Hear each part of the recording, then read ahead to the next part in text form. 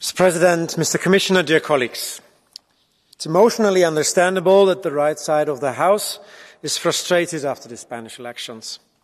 Yet it is rather surprising that the Commission gets involved in an internal legislative process even before a draft law is adopted. The Commission should, at least in my understanding, stand beyond party politics.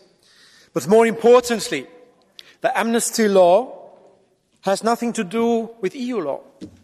Amnesties are a common instrument in Europe in order to overcome difficult political situations, where you arrive at a point of tourner la page.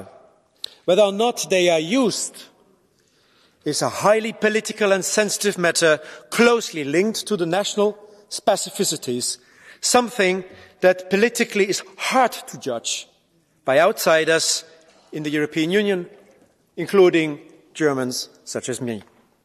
Yet, EU law can also limit the consequences of such amnesty, admittedly.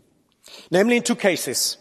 There's the EU Charter of Fundamental Rights violated or the directive on the fight against fraud of union financial interests. So, let's have a look at this law that was sent to the Spanish Parliament on 13th of November. The Charter is interested that core crimes are not undermined. And these are the crimes related to torture or inhumane treatment. The amnesty law does not apply to these cases.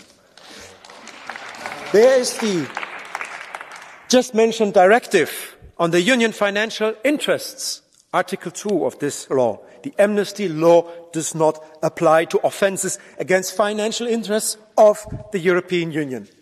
Colleagues, the Spanish government did in this law everything to accommodate the requests of European Union law, and the Commission will not come to a different conclusion.